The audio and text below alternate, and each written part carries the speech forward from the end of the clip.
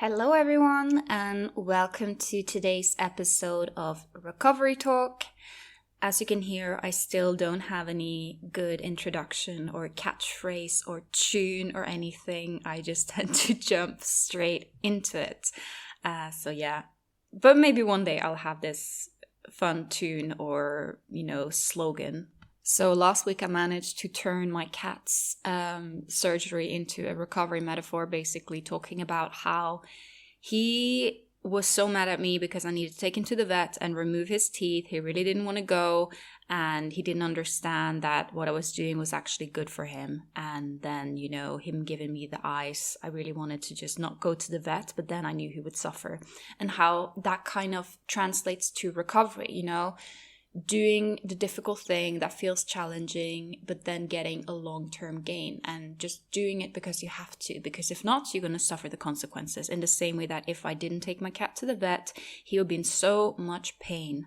And funnily enough, the exact same thing happened to me. My teeth. Also. Just like my cat, mom and son. I have my teeth are so bad. I don't know if it is the eating disorder or what it is. I always had really bad teeth, but eating disorder worsened it a lot. And then now I had to go to the dentist, and I hate the dentist as much as my cat. Like, I hate it. Not because of the pain. I'm just so severely claustrophobic that the thought of being strapped into that chair just makes me cry, right? So I knew that I needed to go to the dentist because my wisdom teeth was killing me, right? And I can reassure you that despite that pain, I did not want to go to the dentist, but I still did it because I knew I had to. This translates to recovery. I know I keep using the dentist metaphor all the time, especially if you're someone who followed me for some time or maybe you're a client, you know that I use this metaphor. Sometimes recovery is like going to the dentist. You do it even though you don't want to. You do it for your future self. You do it because you have to. But it was just funny because I was in literally this exact same situation, and I can't even begin to tell you how close I was to just not going to the dentist and just hoping the pain ended by itself. But I'm so glad that I did go, right? Because that feeling afterwards when you're like, oh yeah, I did it. I sorted it. Okay, actually, I haven't fully sorted it. I'm going to the dentist again in a week.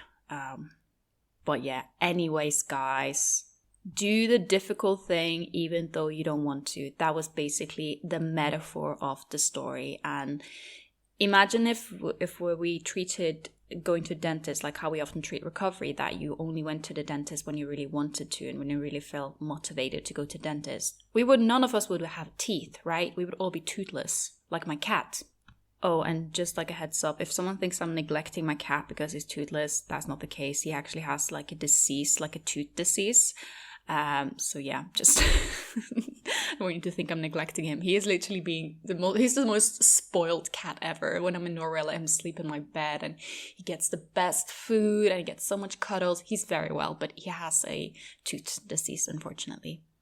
So today I'm going to talk about a phase in recovery that some people reach, especially when they go for it in terms of, going for all-in recovery, properly increasing their intake, resting, committing to recovery. There is this phase that a lot of people reach, and I see this especially among clients and also people who are, doing courses, etc., people who are like going all in and going for it, stepping out of quasi-recovery. And I tend to just refer to this phase as like the comfort zone, the recovery comfort zone. So let me just explain a little bit about what it is, why it happens, and then eventually also how to push out of it.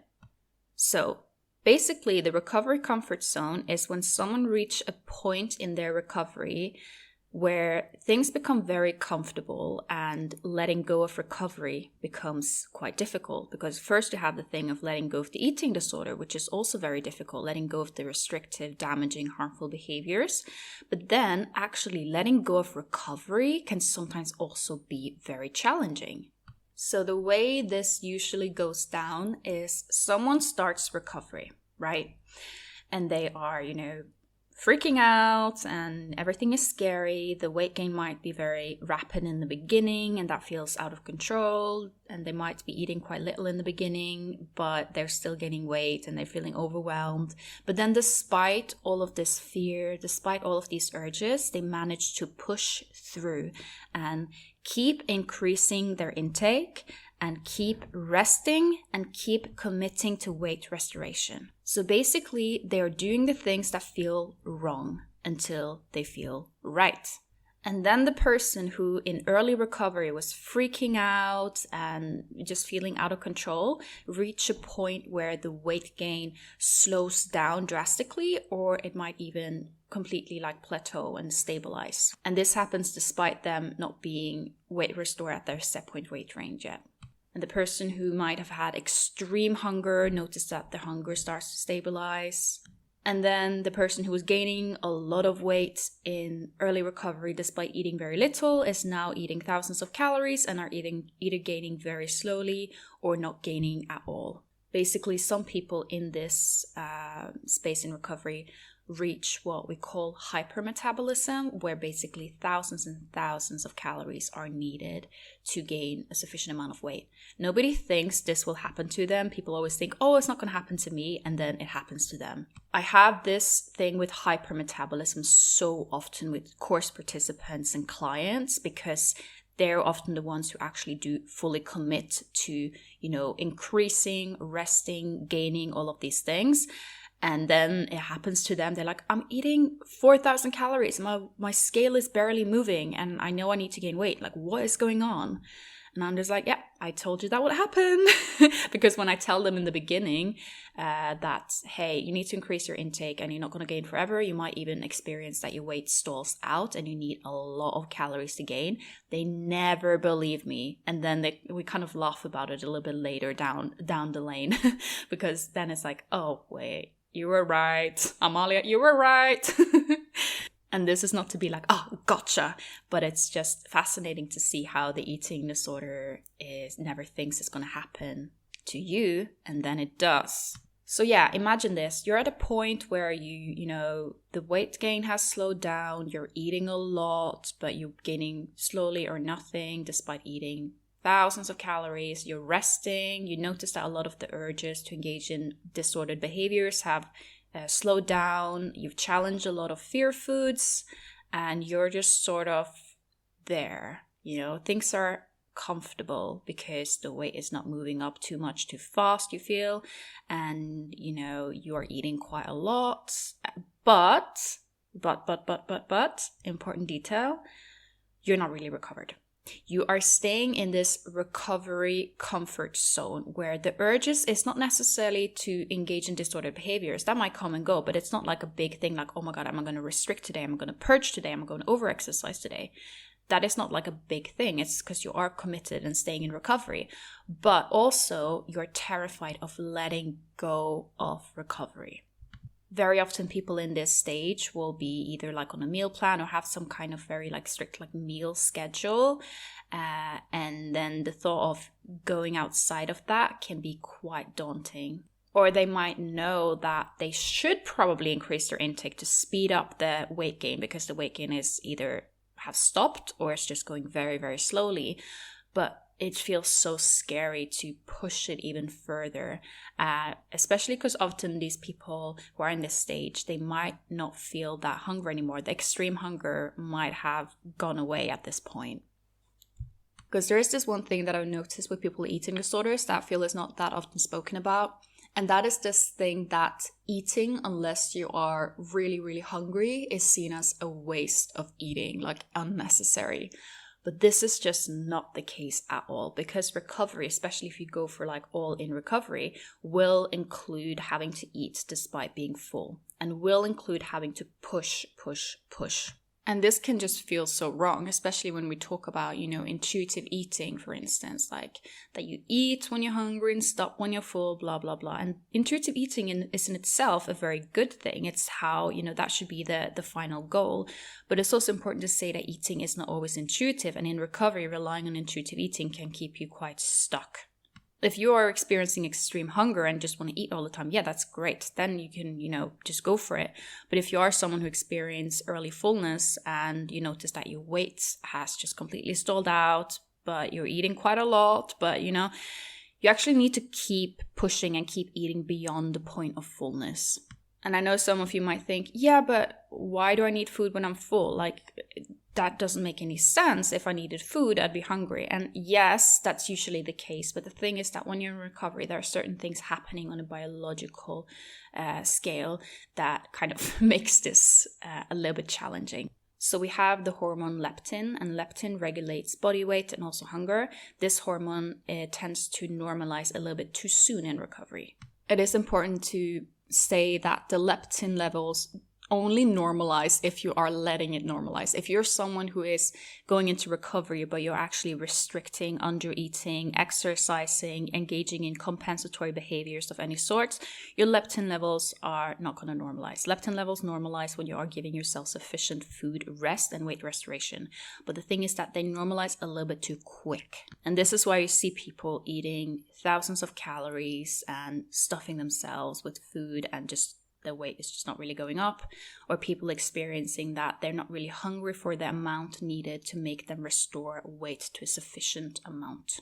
And this can so often be misinterpreted as, oh, I'm at my set point now, or, oh, I'm intuitively eating. But if you're staying stuck, then that's not really recovery, right? That is just being stuck in the recovery comfort zone rather than being stuck in the eating disorder. But the thing that is important to know that is that the eating disorder actually loves the recovery comfort zone because it kind of allows it to stay a little bit, because eating disorder likes rigidity, it likes predictability, it doesn't want you to fully let go. So the eating disorder had given up on getting you to engage in disordered behavior. So now it's kind of like, okay, we'll make a deal. We'll just stay in this comfortable recovery stage where you're still very obsessed about what you eat and you're still not fully free and you're still quite rigid, but and you'll know you're in this stage because the thought of actually challenging it is giving you anxiety. The thought of fully letting go is making you stressed out.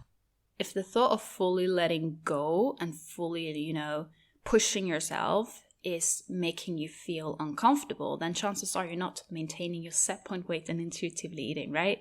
Because if you are someone who's in recovery and your weight has stalled at like quite a low number despite eating quite a lot, no, that does not mean that is your set point weight, okay? It does not. If so, I would have been, because my weight stalled at quite a low number despite eating a lot because my metabolism sped up so much. If I had just been like, okay, well, fine, this is just my set point weight, I'm just naturally underweight, okay, fine, I would not have been recovered. And I think what people don't fully realize is that weight restoration actually has cognitive benefits. A lot of time people think that you need talking therapy to get rid of all the psychological parts of an eating disorder, like for instance, poor body image. But what we see is that actually restoring to your set point weight range has a lot of cognitive benefits in terms of, for instance, improved body image. And this is something people don't understand until they experience it, because they're like, wait, I feel awful with my body right now and I'm supposed to gain weight. I'm just going to feel worse. Oh my God, I'm just going to be, just as sick, just in a different body. I hear what you're saying, but actually if you are going all in and, restoring to your set point weight range, there will be cognitive benefits of that. I can't even begin to tell how many times I've had a client who starts coaching with me, right? And their body image is not great and they're just kind of freaking out and they're kind of expecting that body image is going to be the topic we talk about every single week and something we have to like really go deep in.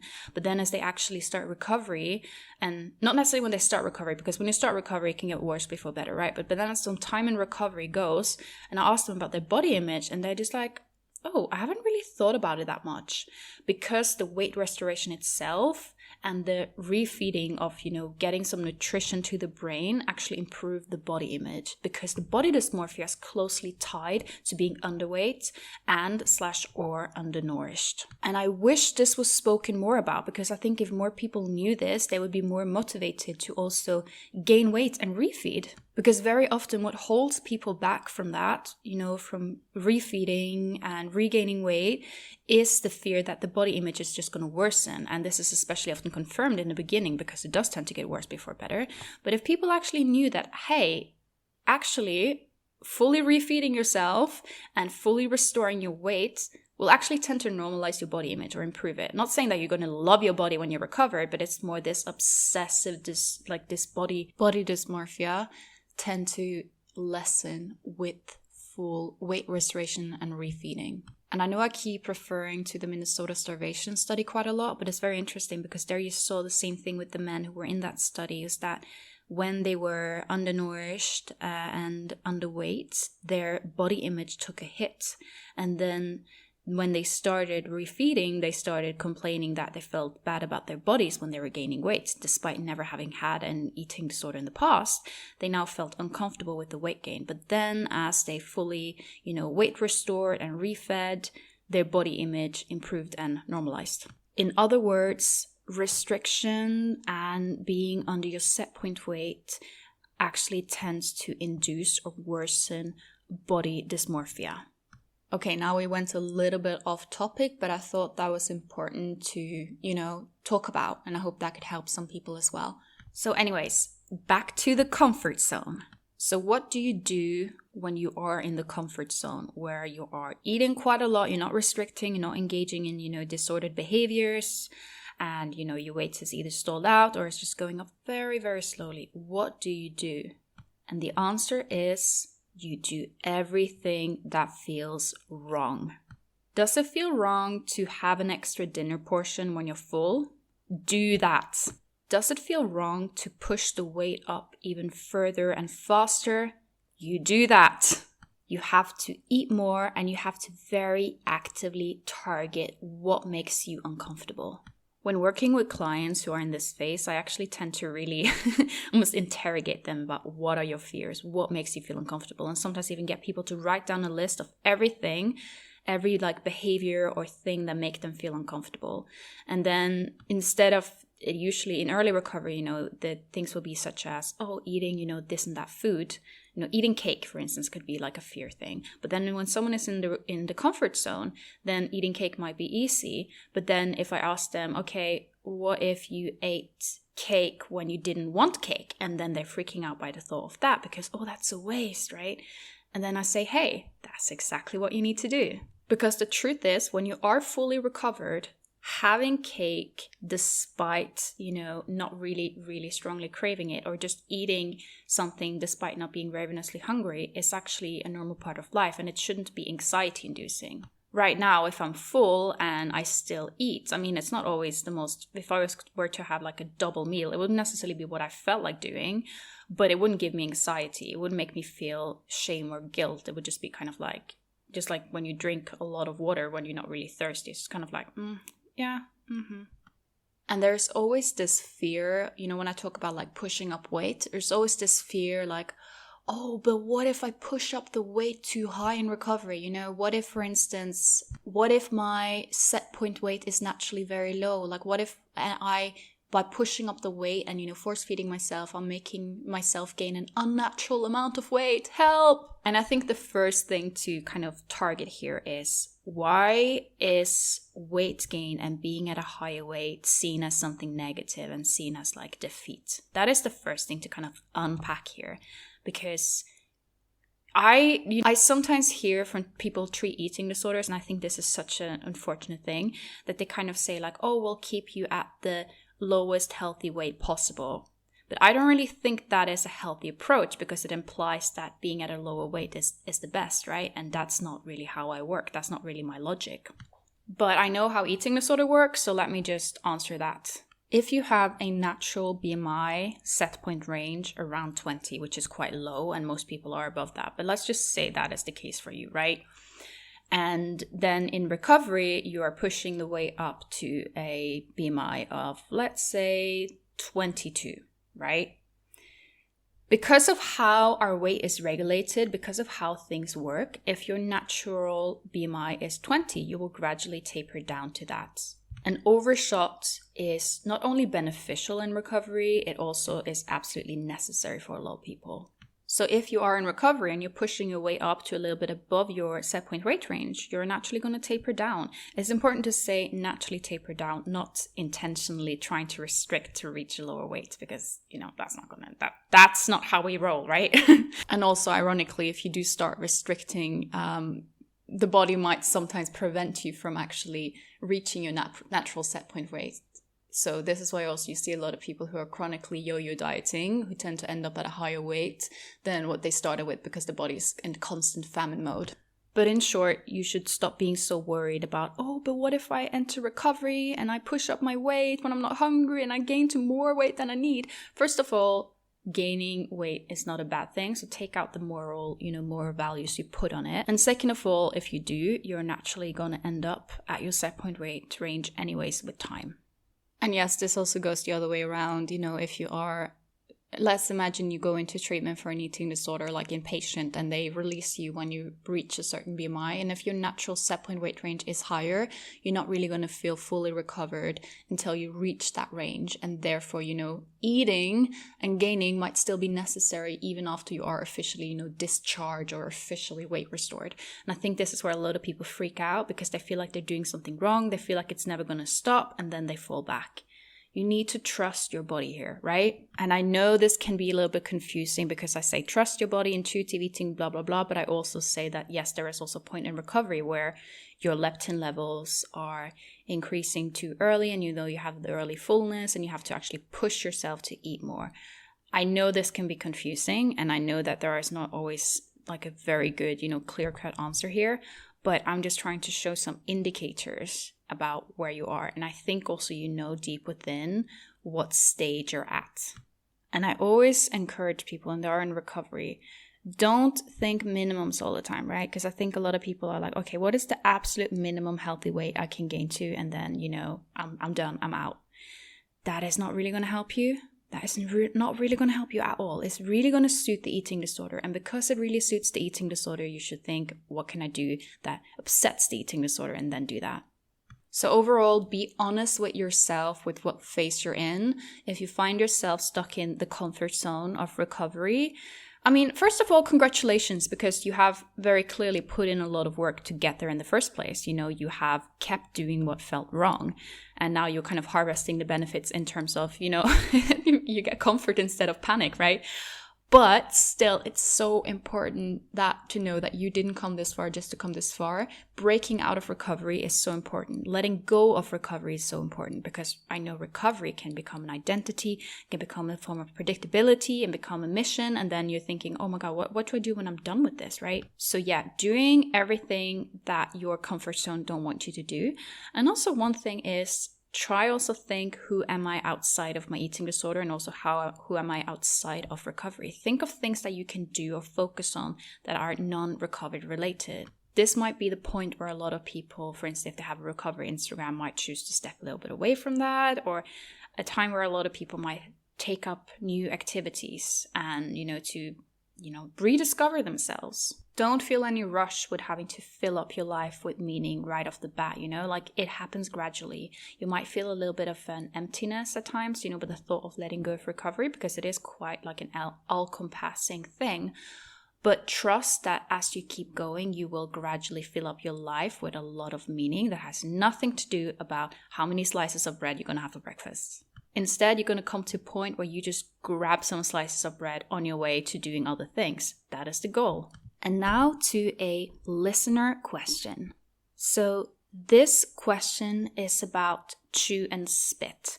It is a bit more of a topic request, and I have taken notes to that. If anyone would like me to do an episode on chew and spit, do let me know. Slide into my DMs at Let's Recover, because I do think that this is something that a lot of people struggle with, but it's not really spoken that much about due to shame, etc.